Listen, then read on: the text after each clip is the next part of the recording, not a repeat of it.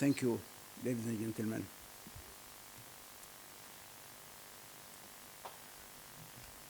Bismillah ar-Rahman ar-Rahim. Ladies and gentlemen, I am delighted to be here today to take part in this important conference and to speak in this session on Churchill and Islam. Churchill's involvement in the Sudan was an important aspect of his amazing life. Churchill showed a remarkable degree of insight into the religion of Islam. One of his earliest and deepest encounters with Muslims came in 1898, when he was attached as a soldier and journalist to Kitchener's great expeditionary force to conquer the Sudan and avenge the death of Gordon. There he came face to face with Mahdism. The Mahdi was not only waging a war against the corrupt Turkish Empire, but was leading a revolution to reform the whole of Islam. The Mahdi saw himself not just as a Sudanese national leader, but as the expected savior that the Prophet Muhammad has promised the Muslim world, that will come, achieve justice, and show the true path for the faithful in difficulties and despair. The Mahdi claimed that he had received direct inspiration from the Prophet Muhammad, and that his divine path was to revive the paths of the Quran and the Sunnah, and to establish a new doctrine for the future of Islam. Mahdism was a reformation movement within the Muslim world. It had no quarrel with Christianity or any other religion, nor was it a movement against the West as such. But British colonialism inevitably brought them into conflict. When Churchill arrived in Sudan in 1898, he would have heard all about the Mahdi's relations of Gordon, who was killed, not murdered, in a battle in 1885. The Mahdi deliberately prolonged the siege of Khartoum just in order to give Gordon the chance of changing his mind.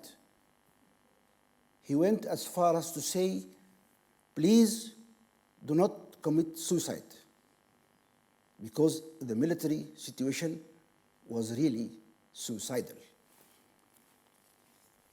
Churchill noted in the River War that General Gordon proposed to visit the Mahdi himself and to arrange matters with him personally.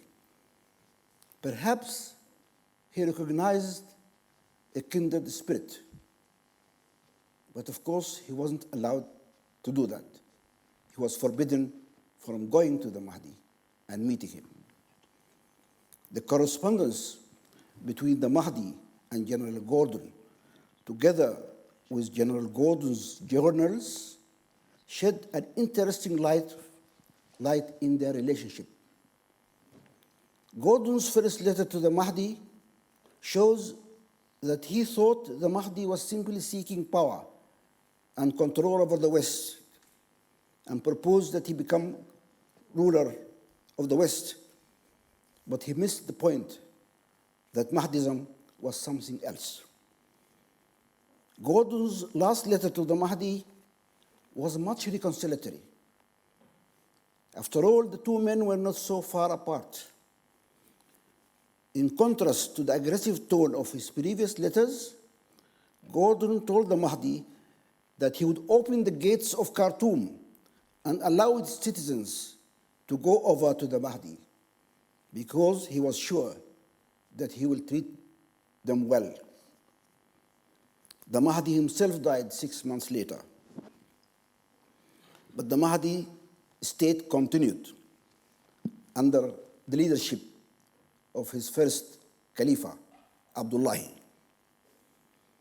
Now, the force mobilized by Kitchener against the Mahdi had far more advanced weapons and logistics than Africa had ever experienced before. Maxim guns, gunboats, railways, etc. So the Battle of Omdurman, as Churchill points out, was very easily won, but at the expense of being the bloodiest massacre ever, one of the bloodiest massacres ever. The bravery and martyrdom of some 25,000 Mahdists, armed only with spears and obsolete rifles, who tried to stand up to a far superior colonial army equipped with Maxim guns, is still an event commemorated in my country, the Sudan.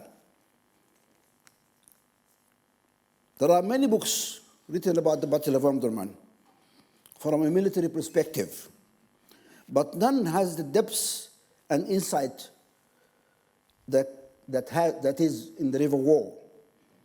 The River War is a familiar book now with all Sudanese, because it has been translated twice. And this translation really fulfills one of Churchill's wishes, because when he met my father in 1952, he offered him a copy of the River War and asked him if it will be translated into Arabic. The translations came decades later.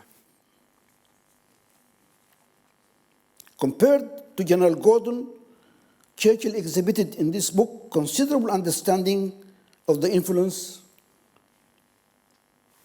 of Mahdi, or significance of the Mahdism and Islam. Yet he was very harsh and critical on the Mahdist state, which he called the Dervish Empire. Now, dervish, to call the Mahdist dervish, was forbidden by law in the Mahdist state. It is thought to be a contemptuous term. It is surprising that Churchill dismissed the soldiers of Islam as savage, fanatic, barbarians, and superstitious, but he had great ideas about the bravery of the Sudanese. He said their bravery was never equaled, but surpassed, was never surpassed. In spite of his critical opinion of the Mahdist state, Churchill's assessment in the River War was a positive one of the Mahdi.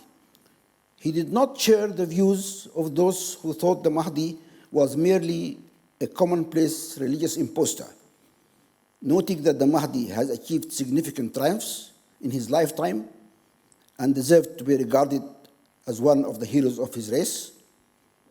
Churchill also described the Mahdi as a man of considerable nobility of character, a priest, a soldier, and a patriot who had won great battles, stimulated and revived religion, diminished slavery by changing slaves into soldiers, and by holding the brotherhood of the Muslims between slaves and non-slaves.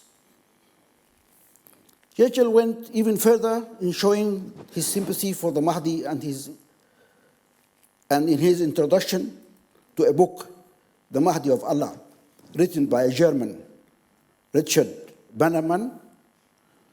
He states there that the Mahdi was inspired by a sincere religious enthusiasm and wanted to establish the rule of the saints. Ladies and gentlemen, the relationship between the Mahdists and Great Britain took a dramatic turn after the First World War. In return to the son of the Mahdi, Sayyid Abdurrahman's support of the British in the First World War, the British lifted up all restrictions imposed on the Mahdis. There came a kind of truce between them. In 1919, a historic meeting took place between my father and King George V and Sayyid Abdurrahman, who came to London as part of the delegation to congratulate the British on success in the war. The former bitter enemies were miraculously now friends. A new, more positive phase in their relationship began, in which Sayyid Abdurrahman, my father, revived Mahdism, but renounced the use of violence. He visited the United Kingdom a number of times to discuss independence with British governments. In 1952, my father, Sayyid Abdurrahman, came to London to pursue these negotiations. He had a memorable meeting with Churchill, of which there is a photograph, which Jim has just shown you. In that photograph, Churchill made a noble gesture of respect to the Mahdi. He hid his cigar and told the photographer, "Stop, I cannot allow you to photograph me with a cigar in my mouth with the Mahdi's son who prohibited smoking."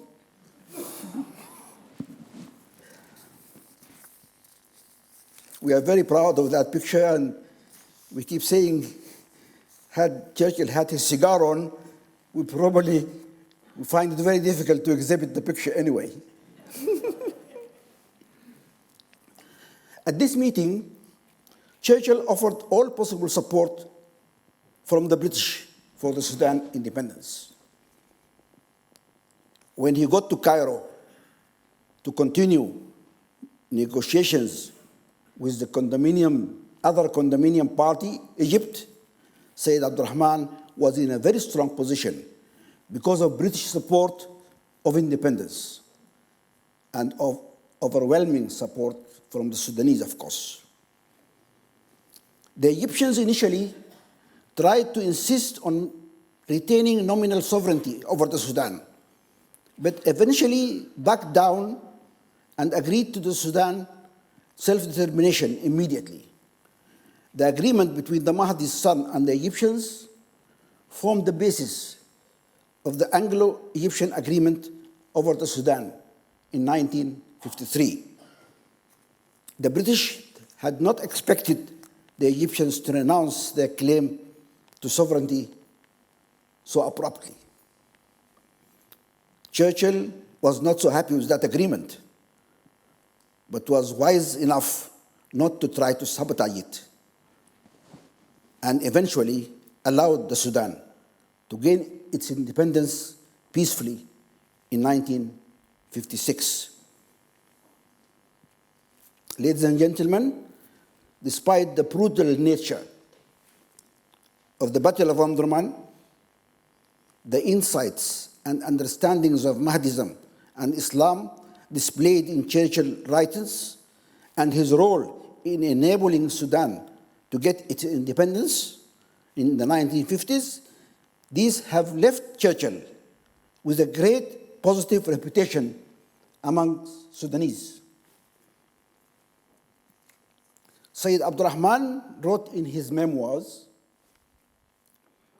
I quote,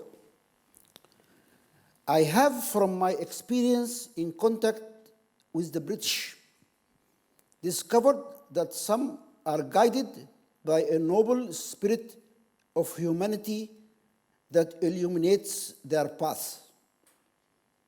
He who dismisses the British as a bunch of pirates or fanatics who only look for the interests of their empire have done gross injustice. In Europe, as in the East, there are some who are dedicated to sincerity and goodwill. Upon such leaders rests the hope of the future of the world." Unquote. Ladies and gentlemen, men like Sir Winston Churchill are foremost among such leaders. It is my privilege to have the opportunity at this conference to offer my own tribute to Churchill's memory. Thank you very much.